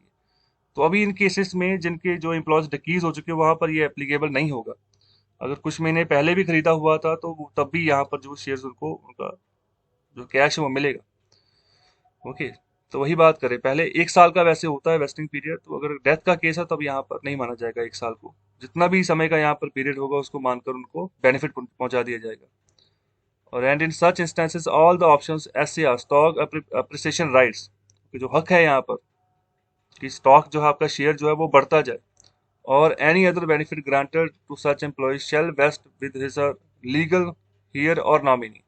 ओके, तो जो भी उस एम्प्लॉय का नॉमिनी होगा, ओके, लीगल नॉमिनी होगा, तो उसको यहाँ पर आगे वो चीज जो शेयर वो ट्रांसफर हो जाएंगे on the date of death of the employee. तो सेबी ये भी बात कह रहा है। और अभी प्रेजेंट के हिसाब से बात की जा रही है, जो सेबी रूल्स हैं, तो वो प्रोवाइड कर रहे हैं there should be minimum vesting period of 1 year. यहाँ पर 1 साल का ही मिनिमम जो है वेस्टिंग पीरियड हो in case of employee stock options. वही ESOP के यहाँ पे बात कर रहे हैं, एंड स्टॉक अप्रिशिएट राइट्स के बारे में। तो it also states that in the event of death of the employee while in employment, all the options SAR or any other benefit granted to the employee under the scheme till such date shall vest in legal heirs nominees of deceased employee। तो यहाँ पर वही बात कर रहे हैं, जितने भी तरह का यहाँ पर प्लान लिया है, चाहे ESOP लिया हुआ है, चाहे यहाँ पर SAR लिया हुआ है, ओके, तो उसका फायदा यहाँ पर जो है जल्दी से जल्दी ट्रांसफर हो जाएगा। आगे यहाँ पर बात कर रहे हैं गवर्नमेंट के पैनल के बारे में। ओके, तो अभी गवर्नमेंट ने एक पैनल बनाया था, तो उसने अपनी जो रिसर्च की है, स्टडी की है, फाइंडिंग्स निकाली है, तो उसको अभी गवर्नमेंट ने शेयर किया है, गवर्नमेंट पैनल ने शेयर किया है। किसके ऊपर? जो वैक्सीन अभी लगाई जा रही है ना, उसका जो एडवर्स इफेक्ट देखने को मिल रहा है, सीरियस एडवर्स इफेक्ट देखने को मिल रहा है। बहुत सारे लोगों की जान गई है कोरोना वायरस की जो वैक्सीन है उसको लगने के बाद। तो उसी के ऊपर ये रिसर्च की, किसके द्वारा ये रिपोर्ट तैयार की गई है? की गई है national adverse event immunisation committee के द्वारा। AEFI कमेटी बनाई गई है भारत सरकार के द्वारा। उन्होंने कंफर्म किया है that 68 year old man, okay, तो यहाँ पर 68 साल के एक बूढ़े व्यक्ति हैं जिनकी मृत्यु होगी ड्यू टू एनाफिलेक्सिस। ओके, ये क्या होता है? ये एक एलर्जिक रिएक्शन होता है। Okay, after receiving jab on 8 March. तो इन बुजुर्ग को 8 मार्च को वैक्सीन लगी थी और उसके बाद उनको एक एलर्जिक रिएक्शन हो गई और जिसके बाद उसी रिएक्शन के चलते मृत्यु हो गई। तो उनको कौन सी वैक्सीन मिली थी? कोविशील्ड। देखो, ज्यादातर कोविशील्ड ही मिल रही है लोगों को। उसका रीजन ये है क्योंकि ये इसकी सप्लाई ज्यादा है। ये 75 मिलियन जैब्स बन रही है एक महीने में, और दूसरी ओर जो कोवैक्सीन है वो 20 मिलियन बन रही है। तो ये ज्यादा बन रही है, इसलिए यहाँ पर ज्यादा सप्लाई इसकी है, तो यही लग रही है। तो इसी के ज्यादातर एडवर्स इम्पैक्ट भी देखने को मिल रहे हैं। ओके, तो मतलब अगर कोई बीमारी वगैरह है, कुछ अगर दिमाग में भी अगर कोई कुछ भी मेंटली भी प्रॉब्लम है, ओके, जैसे मैं बात कर रहा हूँ अभी कुछ महीने पहले का जो केस था, एक मैंने डिस्कस किया था यहाँ पर। तो एक लड़की थी, तो दिमाग में पहले ही प्रॉब्लम थी। ओके, ब्लड क्लॉट होता था। ओके, खून थोड़ा सा जम जाता था। तो ये जो वैक्सीन है ना, तो ये इस चीज को और बढ़ा देती है, ब्लड क्लॉटिंग के जो चांसेस है और बढ़ा देती है, क्योंकि यूरोपियन देशों में ये चीज पाई गई है। ओके, तो यूरोपियन वैक्सीन है ये जो कोविशील्ड है, एस्ट्राजेनेका फॉर्मूला है ऑक्सफोर्ड यूनिवर्सिटी का। तो सीरम इंस्टीट्यूट ऑफ इंडिया सिर्फ अपना नाम दे के इसको बना रहा है, तो इंडिया में इसका नाम कोविशील्ड चल रहा है। तो वहां पर भी बहुत सारे ब्लड क्लॉटिंग के इंसिडेंट देखने को मिले हैं। तो भारत में भी एक लड़की थी, उसका दिमाग में खून जम गया, बाद में आगे सर्कुलेट नहीं हो पाया, तो जिसके चलते वो मृत्यु हो गई उनकी। ओके, तो ये थोड़ा सा आप भी ध्यान रखें इन सब चीज़ों का, अपना परहेज करें ज़्यादा से ज़्यादा जितना कर सकते हैं। तो ये सबसे बड़ी बात है, क्योंकि वैक्सीन लगने के बाद भी आपको परहेज करना ही पड़ेगा। ओके, तो वैक्सीन लगने के बाद आप बिना मास्क के फिर भी नहीं घूम सकते। तो बेहतर यही है कि पहले से ही तैयारी रखो, बचकर चलो, अपने पेरेंट्स को भी बचाओ। तो ये 8 मार्च की बात कर रहे हैं, जिस तरीके से एलर्जिक रिएक्शन होगा, तो यहाँ पर 31 केस जो है ना कुल इन्वेस्टिगेट किए गए, जिसमें से 28 की मृत्यु हुई है और 3 को यहाँ पर हॉस्पिटलाइज कर दिया गया था और वो रिकवर कर गए। और जो बाकी के 28 बचे हैं, तो उनकी बात कर रहे हैं, जो जिनकी मृत्यु होगी, तो उनमें से 18 की बात कर रहे हैं। So 18 cases were classified as having an inconsistent causal association with vaccination. Okay, तो मतलब कुछ ना कुछ तरीके से ना, जब वैक्सीनेशन उनको हो गया, तो मतलब कि वो उस तरीके से उनकी बॉडी आगे नहीं रिकवर कर पाई, आगे नहीं बढ़ पाई। तो coincidental not link to vaccination. तो यहाँ पर बात कर रहे हैं कि वैक्सीनेशन के साथ इसको हम जो है लिंक नहीं कर सकते। क्यों? क्योंकि यहाँ पर पहले से ही कुछ ना कुछ प्रॉब्लम्स यहाँ पर बॉडी में थी। ओके, तो साथ ही यहाँ पर ऐसी बॉडीज, ऐसे लोग पाए गए हैं और क्लासिफाइड एज इनडिटर्मिनेट। ओके, तो मतलब कि जैसे कोई चीज दुविधा में पड़ जाती, तो उसकी बात यहाँ पर कर रहे हैं, किस तरीके से क्लासीफाई गया 7 केसेस में, जो बाकी यहाँ पर एक केस बचा उसकी बात कर रहे हैं। तो was found to be vaccine product related anaphylaxis, मतलब कि वैक्सीन के चलते ऐसा इनको ये रिएक्शन होगी। ओके, और दूसरा 2 और की बात कर रहे हैं कि वो भी अनक्लासिफाइबल, मतलब कि क्लासीफाई नहीं कर पाए कि क्यों हुई मृत्यु, पता ही नहीं चल पाया। तो 3 लोग जो यहाँ पर रिकवर हुए, तो उनमें से 2 केसेस ऐसे थे जो जिनको वैक्सीन रिलेटेड यहाँ पर रिएक्शन हुई थी, एलर्जिक रिएक्शन हुई थी, और एक केस ऐसा था जो मतलब कि मतलब डर गया था ज्यादा। ओके, तो मतलब जिसके चलते ये मतलब उनको यहाँ पर हॉस्पिटलाइज करना पड़ा। ये सिचुएशन है। तो ज्यादातर कुछ गिने चुने केसेस ही हैं, मतलब जहां पर वैक्सीन के रिलेटेड रिएक्शन हुई है। तो ये बात ओवरऑल समझाने की बात की जा रही है national reverse event following immunisation जो कमेटी है उसके द्वारा। तो अभी जो हेल्थ मिनिस्ट्री की जो स्टेटमेंट वो कह रही है कि कैजुअलिटी जो है, causality assessments priority have been given to death cases. तो अभी जो डेथ केसेस हैं उनको अभी सबसे पहले प्रेफरेंस दिया गया है कि वो डेथ क्यों हुई है। तो ओवरऑल जो बेनिफिट्स ऑफ वैक्सीनेशन का are overwhelmingly greater than the small risk of harm. Okay, तो मतलब ज़्यादा है। कहने का मतलब ये है कि अगर वैक्सीनेशन हो रही है तो ये छोटे मोटे जो रिस्क हैं, मतलब जो खतरा है वो बहुत कम है। तो कहने का मतलब ये है, तो यहाँ पर फायदा ज़्यादा है, वो बात की जा रही है। और टोटल यहाँ पर 488 डेथ हुई है, वैक्सीनेशन के बाद की बात कर रहे हैं। ओके, तो वो उसके बाद यहाँ पर जो पोस्ट कोविड कॉम्प्लिकेशन देखने को मिली है, तो 16 जनवरी 2021 से लेकर 7 जून 2021 तक की ये बात कर रहे हैं। तो जब यहाँ पर टोटल जो वैक्सीनेशन कवरेज है वो 23.5 करोड़ के आसपास लोगों का हो चुका है। और जो casualty assessment has been reported और made public in only 31 cases has been criticised by public health expert. Okay, तो जो कैजुअलिटी असेसमेंट मतलब जो लोगों की मृत्यु हुई है, तो अभी ये 31 केसेस ही हैं जिनके बिना पर जो ज्यादातर जो है क्रिटिसिज्म जो है किया जा रहा है पब्लिक हेल्थ एक्सपर्ट्स के द्वारा। ओके, तो सरकार ओवरऑल यही कह रही है कि वैक्सीनेशन करवाइए, ज्यादातर फायदा ही है करवाने का। जो केसेस निकल कर भी आ रहे हैं उनकी मतलब बहुत कम गिनती है।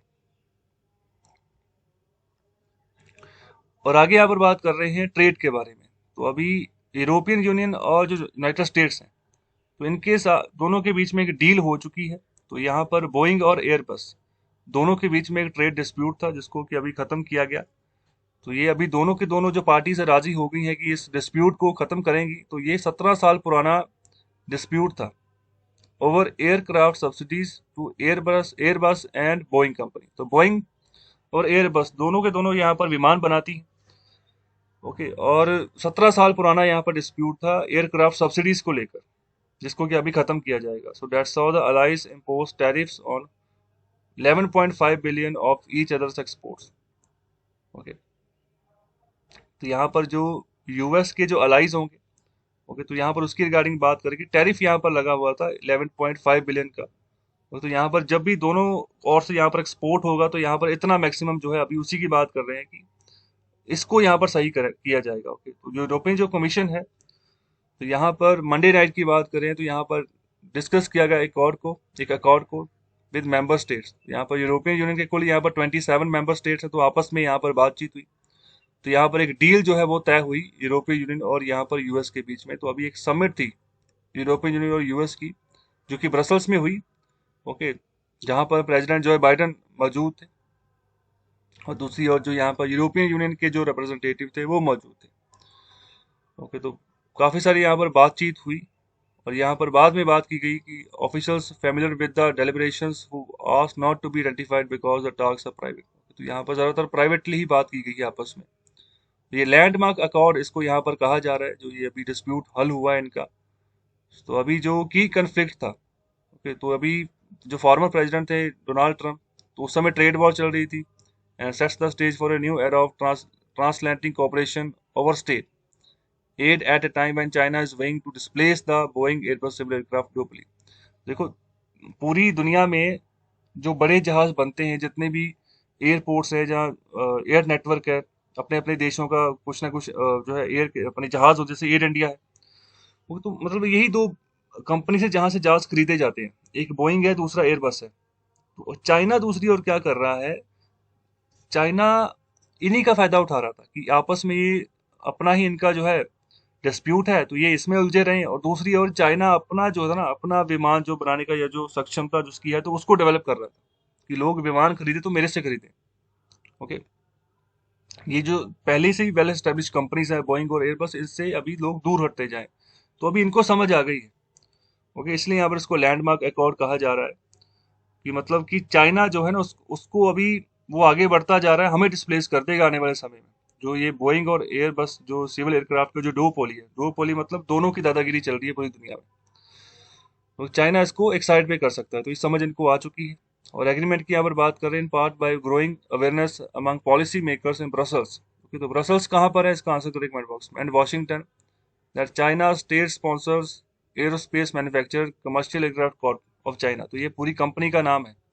ओके, चाइना की जो कंपनी जो विमान बनाती है, तो शॉर्ट फॉर्म में इसको कॉमैक बोलते हैं।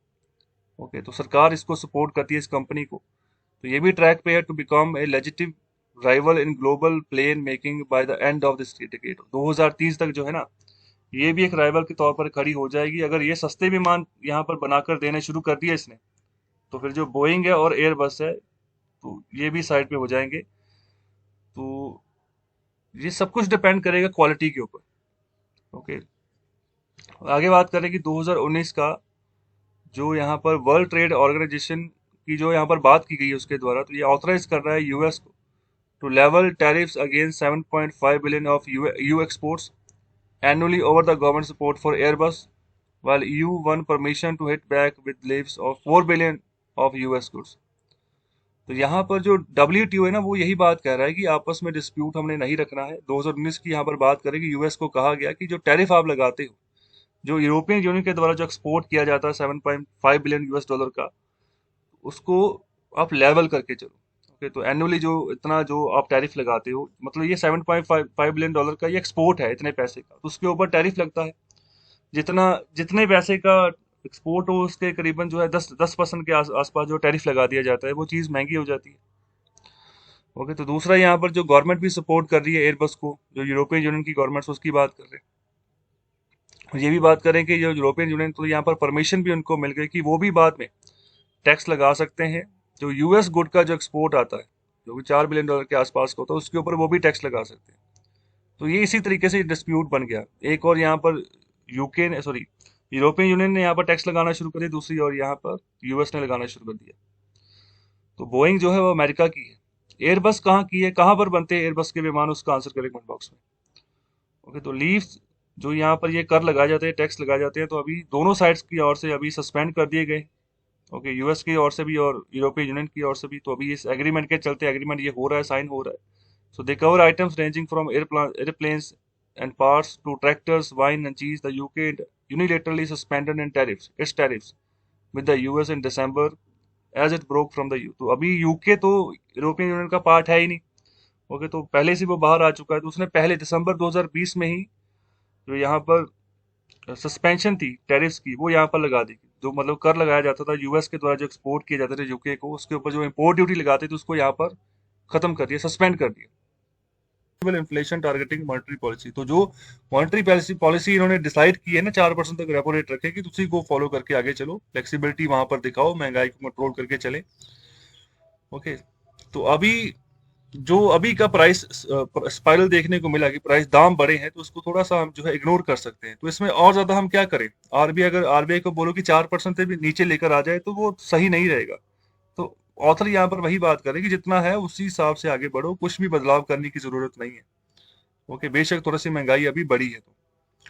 तो आगे बात करेंगी, notice that such high frequency indicators as electricity generation, railway freight traffic, इसके अलावा बात करें port cargo, steel consumption, cement production and toll collections did not sequential moderation during April May after imposition of the interim lockdown restriction across states.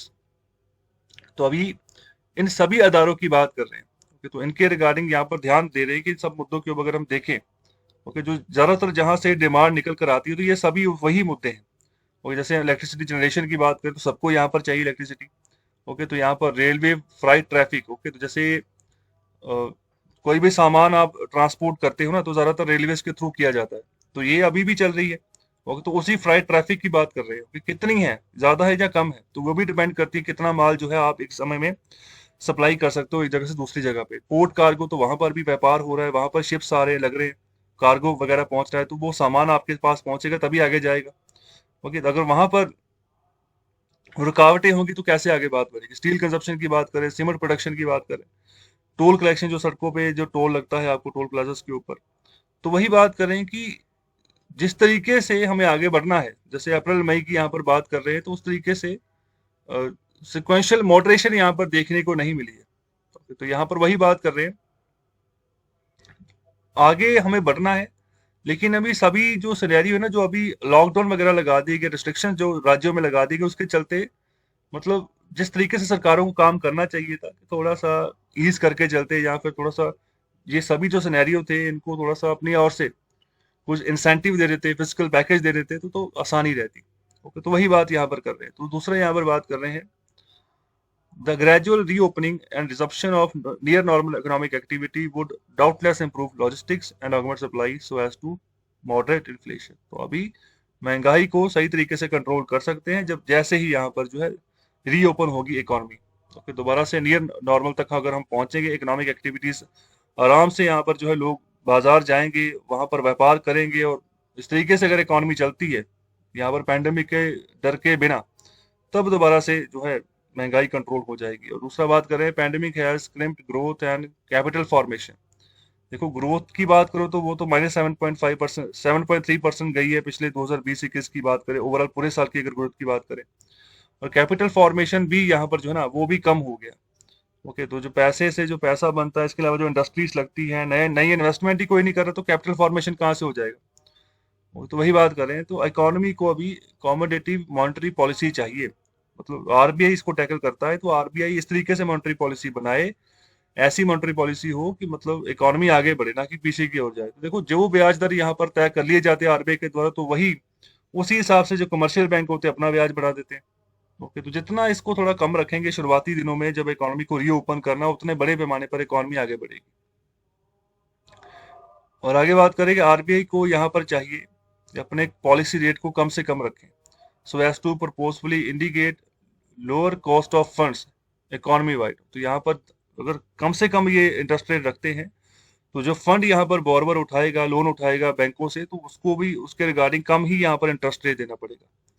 सो आगे बात करें, जो manufacturing purchasing manager index है, तो ये भी इसका भी ध्यान रखें। तो यहाँ पर भी गिरावट देखने को मिली है।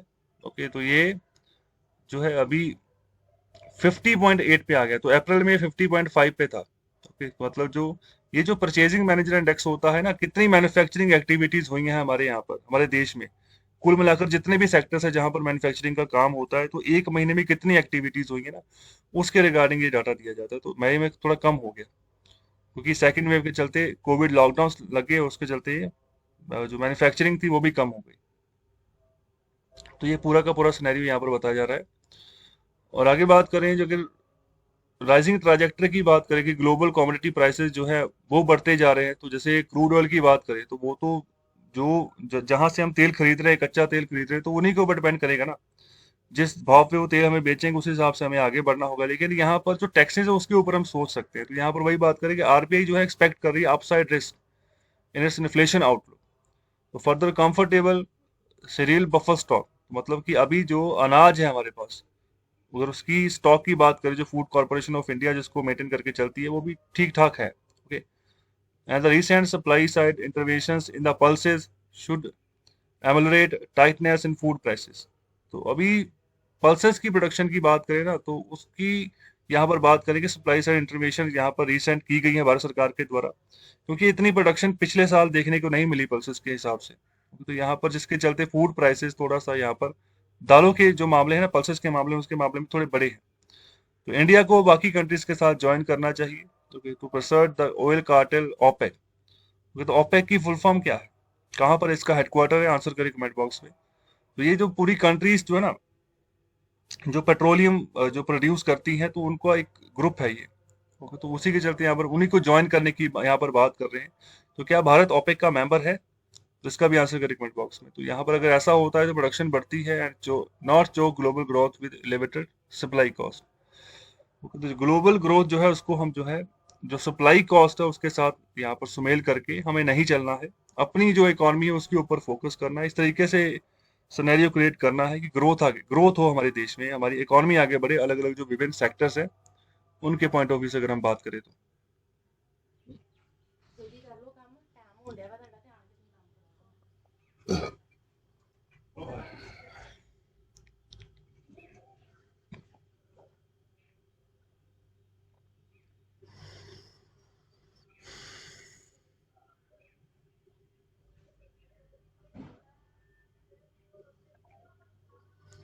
तो इस आर्टिकल में ऑथर जो बात समझाने की कोशिश कर रहे हैं, वो कह रहे हैं कि अभी समय ऐसा आ गया है कि जो भारत में जो बैंक है, वो जैसे गिरवी रखी हुई दुकानें होती ना, तो उस तरीके से अभी काम मत करें।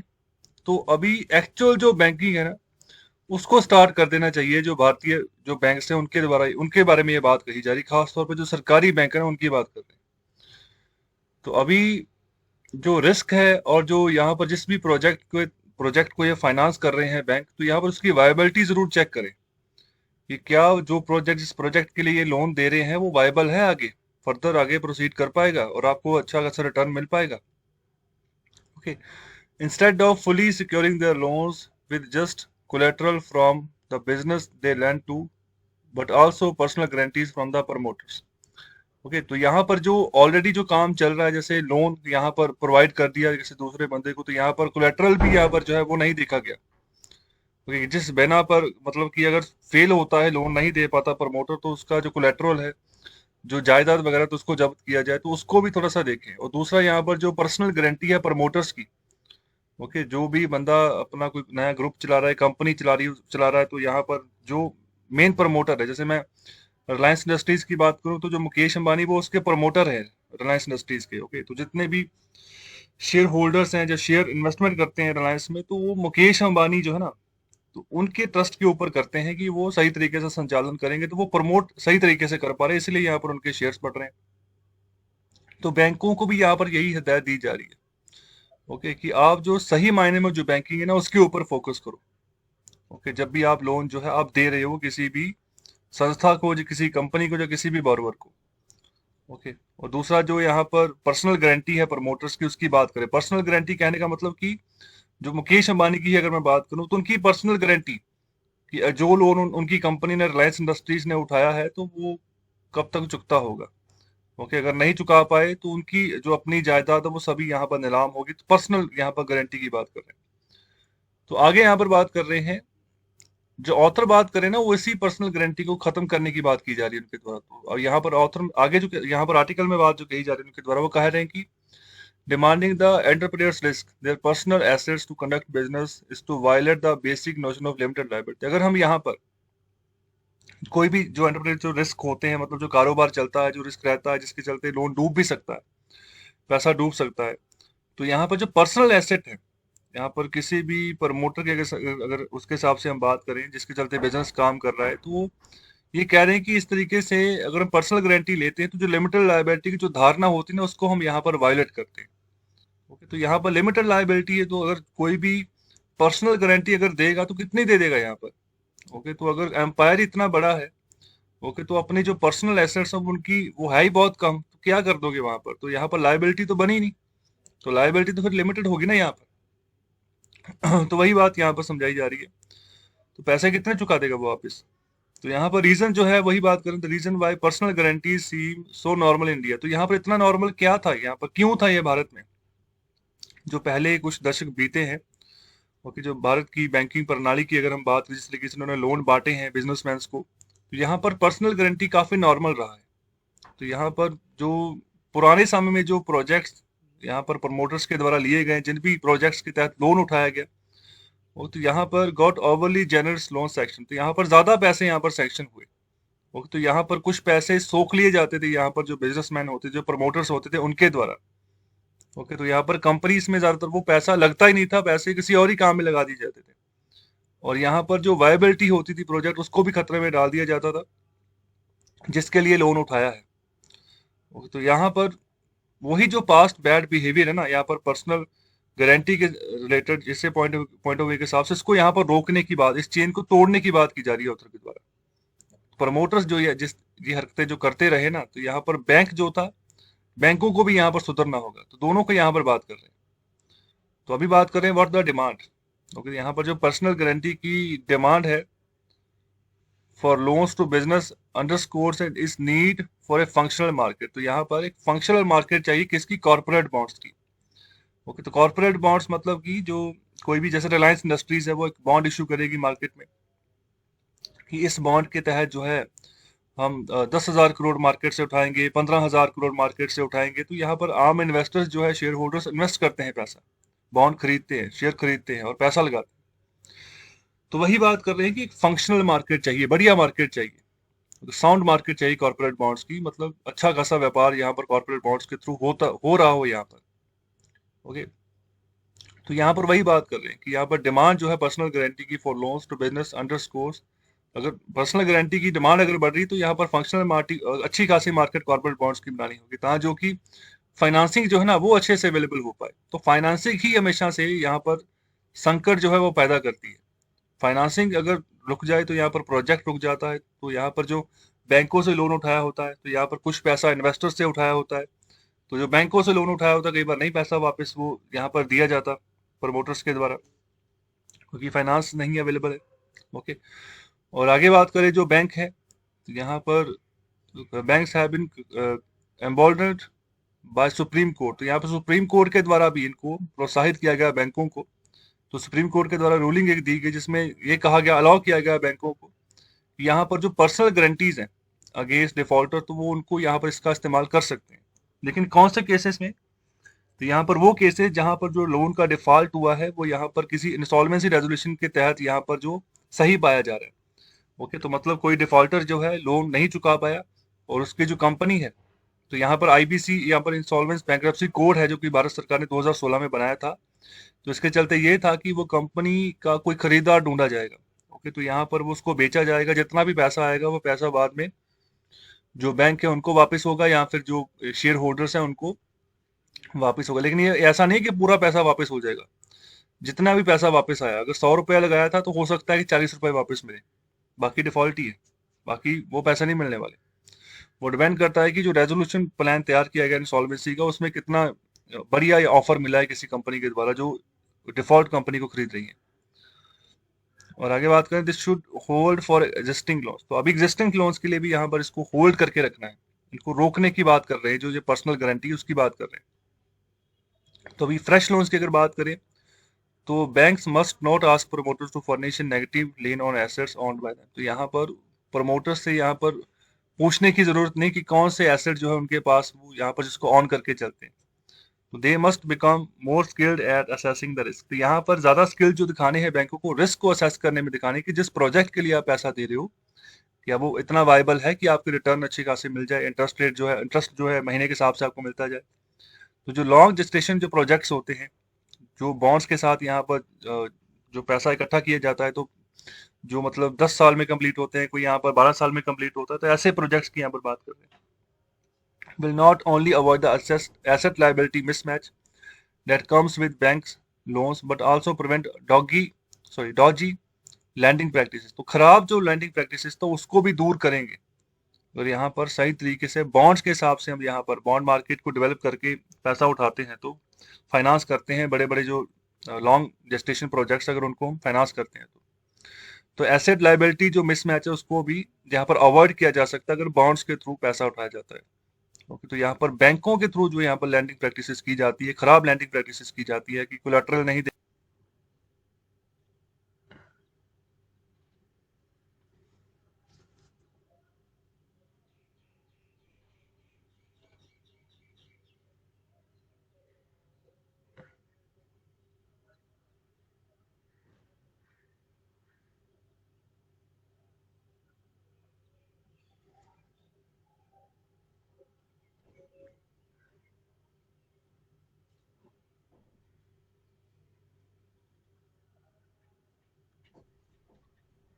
और अभी बात करते हैं एडिटोरियल नंबर 3 की। तो यहाँ पर बात करें मनी फॉर नथिंग।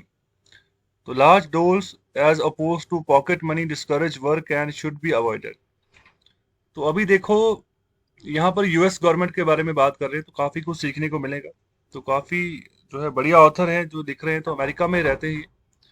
तो अभी बात करें यूनिवर्सल बेसिक इनकम के बारे में कि जो एक बेसिक जो आमदन होनी चाहिए किसी बंदे के बारे में, तो उसकी बात करें यूनिवर्सली, जो मतलब एक जैसी हो। यहाँ पर ज्यादातर ओपोनेंट जो है, विरोधी जो है, उनको यही डर रहता है कि बहुत सारे सिटीजन जो है ना, अगर ऐसी कोई बेसिक इनकम बननी मिलनी शुरू हो गई तो काम ही नहीं करेंगे और यहाँ पर या फिर कम काम करेंगे। और दूसरे जो इसको, जो इसके साथी हैं, जो यहाँ पर यूनिवर्सल बेसिक इनकम के साथ समर्थक हैं, जो यहाँ पर इस चीज के, वो डिनाई करते हैं कि ऐसा नहीं है कि काम नहीं करेंगे, ऐसा कुछ नहीं होने वाला अगर अच्छी इनकम यहाँ पर मिलती है तो। There is no space in this column to discuss the pros and cons of UBI. तो यहाँ पर कोई फायदे या नुकसान क्या है यूबीआई का, उसके बारे में यहाँ पर हम डिस्कस नहीं करने जा रहे हैं। So it will focus just on the whether substantial cash flow affects willingness to work. तो यहाँ पर जो पैसे का जो बहाव यहाँ पर सरकारों के द्वारा दिया जाता है, जैसे फिस्कल स्टिमुलस पैकेजेस दिए जाते हैं, जैसे भारत सरकार जैसे देती है, तो उसी की बात करें तो क्या वो अफेक्ट करेगी कि लोग काम पर वापस आए। तो अभी वही बात करें कि अभी नई रोशनी यहाँ पर डाली जा रही है इसी मुद्दे के ऊपर यूएस गवर्नमेंट के द्वारा। तो जैसे यूएस गवर्नमेंट जो है काफी बड़े पैमाने पर पैसा जो है ना वो स्पेंड कर रही है कोविड इंड्यूस्ड रिसेशन के ऊपर। तो कोविड 19 के चलते अमेरिका में भी काफी मंदी वहां पर भी आई है ओके, तो यहाँ पर यूएस गवर्नमेंट चाह रही है कि दोबारा से इकॉनमी को उभारा जाए। तो यहाँ पर यूएस में अभी सीरियस लेबर शॉर्टेज है, तो लेबर नहीं है काम करने के लिए। ओके, और दूसरा इकॉनमी भी रिकवर कर रही है, और यहाँ पर रिकॉर्ड 9.3 मिलियन जॉब जो है ना, वैकेंसी जो है वो अनफिल्ड है। मतलब इतने लोगों की डिमांड अभी वहां पर है यूएस में। और दूसरी ओर बात करें कि कोविड ने अभी ये भी प्रूव कर दिया है कि अगर घर से हम काम करते हैं तो वो भी फिजिबल है, जिसके चलते खर्चा थोड़ा कम आता है। तो इकोनॉमिस्ट को ये भी डर है कि लॉकडाउन का जब एंड होगा तो यहाँ पर उसका मतलब ये निकलेगा कि जॉब्स बहुत कम हो जाएंगी। क्योंकि लॉकडाउन की यहाँ पर बात कर रहे हैं, उसका जब एंड होगा उसका, और ज्यादा यहाँ पर अनएम्प्लॉयमेंट होगा। लेकिन यूएस के एम्प्लॉयर्स जो है ना, जो नौकरियां दे रहे हैं, तो वो यहाँ पर उनको तो वर्कर्स ही नहीं मिल रहे। तो यहाँ पर जितने उनको वर्कर्स काम करने के लिए चाहिए वही नहीं मिल रहे। तो यहाँ पर हालांकि सब्सटेंशियल अनएम्प्लॉयमेंट यहाँ पर है यूएस में भी अभी भी। और दूसरी ओर बात कर रहे हैं जो डेमोक्रेट और रिपब्लिकन्स हैं। देखो, अमेरिका में दो ही पॉलिटिकल पार्टीज हैं, एक है डेमोक्रेट्स और दूसरे रिपब्लिकन। ओके, तो अभी जो डोनाल्ड ट्रंप थे वो रिपब्लिकन पार्टी से बिलोंग करते थे, अभी वो इलेक्शन हार चुके हैं और दोबारा से जो है डेमोक्रेट्स वापस आ चुके हैं। तो डोनाल्ड ट्रंप के पहले जितने भी ज्यादातर 3 सेशन रहे हैं, जैसे बराक ओबामा की सरकार रही है, जॉर्ज बुश की सरकार रही है, बिल क्लिंटन की सरकार रही है, तो सभी डेमोक्रेट्स पार्टी को ही वो बिलोंग करते थे। तो अभी भी जो बाइडेन है तो वो भी डेमोक्रेट्स हैं। ओके, यहाँ पर ऑथर बात कर रहे हैं कि दोनों के दोनों पार्टीज के जो लेजिस्लेटर्स हैं, जो चुनिंदे जो नुमाइंदे हैं, वो यहाँ पर इंसेंटिव्स को प्रपोज कर रहे हैं कि यहाँ पर लोगों को इंसेंटिव्स दिए जाएं कि वो काम पे वापस आए। जैसे यहाँ पर बात करें एज वर्कर हायरिंग बोनसेस और expanded tax credits for employers. Okay, तो यहाँ पर अगर कोई भी एम्प्लॉय वर्कर को हायर करता है तो उसको बोनस मिलेंगे। यहाँ पर जो टैक्स क्रेडिट जो है ना, वो भी यहाँ पर एम्प्लॉयर्स को मिलेंगे सरकार की तरफ से, मतलब पैसा यहाँ पर मिलेगा, जो मतलब कि टैक्स देते हैं उसमें थोड़ी बचत इनको हो जाएगी। और किस तरीके से इंसेंटिव दिए जाएं, तो ये बात कही जा रही है। रिपब्लिकन्स की अगर बात करें तो उन्होंने सजेस्ट किया है states should be allowed to use federal unemployment aid. तो जो यूएस की केंद्र सरकार है, जो बाइडेन की जो केंद्र सरकार है, तो वो जो प्लान के तहत यहाँ पर अनएम्प्लॉयमेंट एड यहाँ पर पूरे यूएस में दे दी है, तो यहाँ पर राज्यों को बोल रहे हैं कि वो भी उस जो अनएम्प्लॉयमेंट एड है उसको यूज करें to make one time payments of up to $1200 to people on unemployment benefits who start working. तो अनएम्प्लॉयमेंट बेनिफिट्स मतलब जिन्होंने अभी काम करना शुरू कर दिया, तो वो उनको थोड़ा सा बेनिफिट दे कि वो काम करते रहें, काम पे वापस आए। लेबर की शॉर्टेज है तो उस शॉर्टेज को पूरा करें। तो इस तरीके से इंसेंटिव देने की बात कर रहे हैं। और आगे बात कर रहे हैं कि जो यूएस की अनएम्प्लॉयमेंट है ये पीक पे थी, मई में 2020 की बात करें 14% यहाँ पर लोग अनएम्प्लॉयड हो गए, और देन फेल शार्पली। तो जब यहाँ पर लॉकडाउन में यहाँ पर ईज किया गया, तो यहाँ ढील दी गई, तो यहाँ पर अनएम्प्लॉयमेंट रेट गिरा दोबारा से, तो अभी ये 6.5% से भी नीचे आ गया। तो 6.5% के आसपास अभी चल रहा है, अक्टूबर 2020 की बात कर रहे हैं। Okay, but after that decline only gradually. तो उसके बाद डिक्लाइन इतना जो है ज्यादा देखने को नहीं मिला, धीरे धीरे डिक्लाइन हुआ। तो 5.8% यहाँ पर बात करें, remains well above the 3.5 before Covid. Covid के पहले जो यूएस में अनएम्प्लॉयमेंट रेट था वो 3.5% के आसपास था, लेकिन अभी उसके बाद 5.8% तक ही अभी रह चुका है अभी। So never in the history have unemployed workers been so slow to take up job offers. The labour force participation rate. Okay, तो ये भी होता है, तो लेबर फोर्स के बारे में पता चलता है कुल आबादी के हिसाब से। तो अभी वो 1.7% से 1.7% के आसपास आ चुका है प्री कोविड लेवल के हिसाब से। तो यहाँ पर कोविड से पहले जो सिचुएशन थी उसके मुकाबले में 1.7% डाउन आया ये। ओके, तो यहाँ पर लेबर फोर्स पार्टिसिपेशन रेट कम हुआ है यूएस के अगर हिसाब से, अगर हम बात करें तो। आगे बढ़े, तो यहाँ पर ऐसा क्यों हो रहा है, तो सबसे पहले जो बात की जा रही है, तो यहाँ पर बात करेगी जो वैक्सीनेशन ड्राइव। देखो, अमेरिका तो वैक्सीनेशन भी बड़े पैमाने पर कर रहा है। ओके, तो ज्यादातर स्टॉक भी इसने अपने पास रखा हुआ है, तो फिर भी ऐसा क्यों हो रहा है। तो वैक्सीनेशन के अलावा यहाँ पर बात करें, several workers worry about the catching Covid if they restart working. तो ज्यादातर लोगों को ये है कि बेशक अगर हो भी जाए वैक्सीनेशन, फिर भी यहाँ पर दोबारा से काम करते हैं, शुरू करते हैं, तो कोविड हो सकता है। दूसरी जो बात यहाँ पर की जा रही है वो है लेबर मिसमैचेस के बारे में।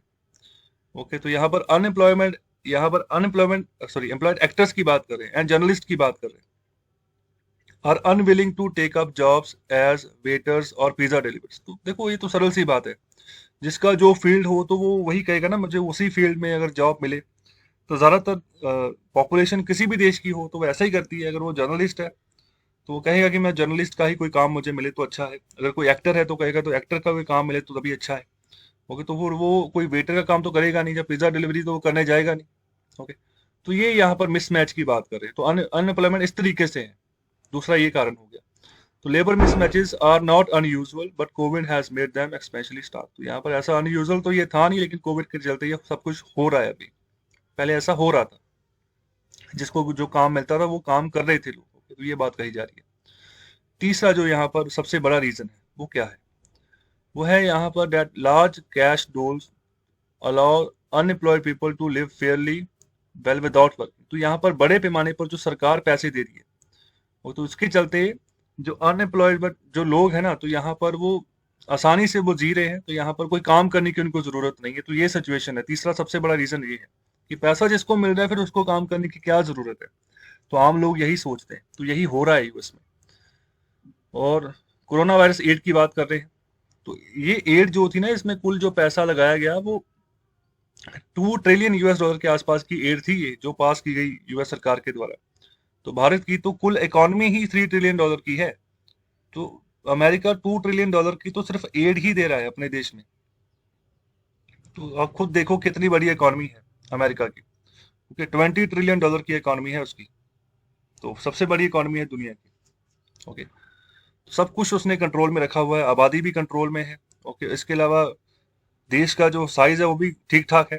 ओके, तो मतलब काफी प्लान करके और सही जो नीतियां उसको फॉलो करके आगे बढ़ता है। और जो चीज जहां पर कंपटीशन है वहीं पर ज्यादा तरक्की देखने को मिलती है। तो प्राइवेटाइजेशन ज्यादा है यूएस में। कंपटीशन करती हैं कंपनीज, तो जो अच्छा जो काम करती हैं तो वो जो है अच्छा प्रोडक्ट प्रोडक्ट लेकर आती हैं। तो ये यहाँ पर कहीं ना कहीं चीज है जहां पर अच्छा अमेरिका काम कर गया और आगे निकल गया है काफी देशों से। तो यहाँ पर वही बात कर रहे हैं आगे, coronavirus aid relief economic security. तो पूरा जो इसका नाम है वो है केयर्स एक्ट। तो ये 2020 की यहाँ पर बात कर रहे हैं। यूएस में ये बनाया गया act, coronavirus aid relief and economic security act. तो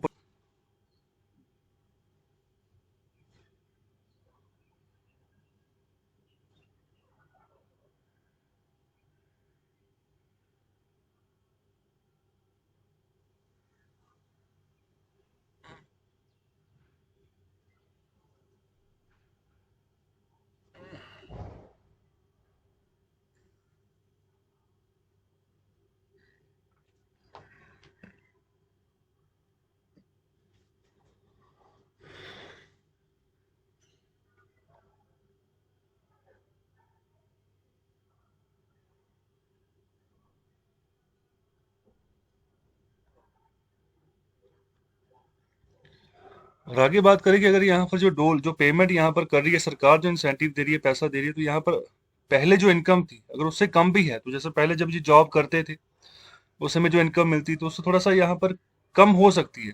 तो यहाँ पर जिस तरीके से पहले जो सिनेरियो था उसके हिसाब से यहाँ पर बात कर रहे हैं, जो टोटल लीजर है उसकी बात कर रहे हैं। तो there is a time limit for unemployment benefits. तो यहाँ पर टाइम लिमिट होनी चाहिए जो भी अनएम्प्लॉयमेंट आप बेनिफिट्स दे रहे हैं। तो this may well be extended in many states. Okay, तो अच्छे तरीके से जो है जितने भी राज्य हैं अमेरिका में वहां तक इसको एक्सटेंड किया जा सके। And this limits the this incentive to work. Okay, तो यहाँ पर जो डिस इंसेंटिव उसको भी रोका जाएगा कि लोग मतलब ये सिनेरियो ना बन जाए कि काम करना ही बंद कर दें, तो काम करें जाकर। तो ये भी बात यहाँ पे की जा रही है। तो क्लियरली यहाँ पर बात करें availability of such so much unconditional cash as sort of UBI has meant that millions happily stay unemployed rather than seek work। तो यहाँ पर सिचुएशन तो यही है कि ये जो यूनिवर्सल बेसिक इनकम है सबको मिलती जा रही है, अनकंडीशनल मिल रही है। ओके, तो मतलब कोई कंडीशन नहीं कि मतलब ये पर्टिकुलर कंडीशन होगी तो अभी आपको कैश मिलेगा, तो मिल रहा है पैसा। तो लोग फिर क्यों जाएंगे? तो मिलियंस को यहाँ पर लोग जो है खुशी खुशी वो रह रहे हैं। तो अनएम्प्लॉयमेंट है, घर पे बैठे रहे तो ठीक है, काम मिले ना मिले कोई बात नहीं, सरकार मदद कर रही है तो कोई बात नहीं। और दूसरा यहाँ पर रोनाल्ड रीगन की बात करें तो ये भी राष्ट्रपति रहे हैं यूएस के। तो उन्होंने यहाँ पर ऐसी कैश वेलफेयर पेमेंट्स को डिनाउंस किया था, अपने समय में यहाँ पर रोक दिया था। तो कारण उसका यही था कि एज एक्सेसिव अब लोगों को इनकरेज कर रही है कि वो अनएम्प्लॉयड ही रहें, मतलब काम करें ही ना वो। And just do occasional informal job yielding income free of income tax, social security or Medicare deductions. तो single women with children receive specially high benefits and Reagan denounce them as welfare queens. तो यहाँ पर बात वही की जा रही है कि लोग अनएम्प्लॉयड रहना ही यहाँ पर पसंद कर रहे हैं, और यहाँ पर सिर्फ ओकेशनल इनफॉर्मल जॉब्स ही यहाँ पर करना पसंद कर रहे हैं। तो ये सिचुएशन उस समय रोनाल्ड रीगन के समय पर ये हो चुकी थी, और यहाँ पर जो इनकम थी फ्री ऑफ इनकम टैक्स थी। ओके, यहाँ पर सोशल सिक्योरिटी का जो बेनिफिट मिलता था, ओके, मेडिकेयर जो डिडक्शंस होती थी वो भी नहीं होती थी उनकी इनकम से, तो ये भी यहाँ पर बेनिफिट उस समय दिए गए थे रोनाल्ड रीगन के द्वारा। तो इसके अलावा जो सिंगल वुमेन की बात कर रहे हैं, अगर उसके जो है अकेली यहाँ पर कोई लेडी रह रही है, अगर उसके साथ कोई बच्चा है, तो यहाँ पर भी उनको हाई बेनिफिट्स मिलते थे। बाद में इनको भी डी अनाउंस जो था वो कर दिया गया। तो यहाँ पर ये कह के कि वेलफेयर क्वींस बनती जा रही हैं ऐसी लेडीज। तो ये सिचुएशन रही है अमेरिका में। और आगे यहाँ पर बात कर रहे हैं जो भारत की पॉलिटिकल पार्टीज है, तो यहाँ पर वो यहाँ पर compete करती हैं प्रॉमिसिंग फ्री बीस एंड सब्सिडीज। तो यहाँ पर पॉलिटिकल पार्टी ज्यादातर, जैसे किसानों का लोन माफ करने की बात होगी, तो इस तरीके से यहाँ की पॉलिटिक्स है। सब्सिडीज देनी है अभी, तो यहाँ पर जो पेट्रोल डीजल हम यूज करते हैं सब्सिडी वहां पर सरकार देती है। तो अभी तो चलो इसको मार्केट के हवाले कर दिया गया। जो एलपीजी के आप सिलेंडर्स यूज करते हैं उसमें यहाँ पर सब्सिडीज है। तो इस तरीके की यहाँ पर बात करें, जो फार्मर्स जो फर्टिलाइजर्स यूज करते हैं तो उसमें भी भारी सब्सिडी रहती है भारत सरकार की। ओके, तो यहाँ पर वही बात करें, resultant multitude of subsidies means wasteful administration expenditure. तो यहाँ पर ऑथर इसको बिल्कुल कह रहे हैं कि एक तरीके के मतलब वेस्ट एक्सपेंडिचर है, खर्चा है जो भारत सरकार कर रही है। ओके, दूसरी ओर यहाँ पर करप्शन और diversion to the non deserving, corruption बढ़ती जा रही है और यहाँ पर पैसा उनको मिलता जा रहा है जो डिजर्व ही नहीं करते। So if more subsidies could be abolish and replaced by A cash transfer, यहाँ पर ज्यादातर सब्सिडीज को अगर रोका जाता है, तो अगर पता चल गया आपको कि किसी एक पर्टिकुलर सेक्शन के जो लोग हैं, जहाँ एक बंदा है इंडिविजुअल जिसका इनकम बहुत कम है, तो उसको आप कैश ट्रांसफर करो तो वो ज्यादा बढ़िया रहेगा। बजाय कि सबको आप सब्सिडी आप जो है प्रोवाइड करना शुरू कर दो, पैसा बचेगा इस तरीके से। सो आई वुड बी अमंग दो स्ट्रांगली इन फेवर। तो यहाँ पर ऑथर अपनी बात करें कि मैं इसी फेवर में हूँ कि आप जो है रिप्लेस करो कैश ट्रांसफर को, कैश ट्रांसफर के साथ सब्सिडीज को। आगे बात करें, political competition means that cash transfers will typically be in addition to not in place of existing freebies. तो यहाँ पर ये जो competition, political competition cash transfers के रिगार्डिंग अगर हम बात करें, जो पैसा आप ट्रांसफर करोगे अकाउंट्स में, तो ऐसा नहीं करना कि जो एग्जिस्टिंग फ्री बीस जो आप जो अनाउंस कर रहे हो उसके साथ यहाँ पर और पैसा आप दे दो, ऐसा भी मत करना। So this is evident in enormous cash grants to farmers given first by the state governments in Telangana and Odisha, later by the central government. तो पहले यहाँ पर बात करें कि पहले तेलंगाना गवर्नमेंट और ओडिशा गवर्नमेंट ने अपनी ओर से यहाँ पर पैसे दे दिए फार्मर्स को, दूसरा बाद में केंद्र सरकार भी दे रही है।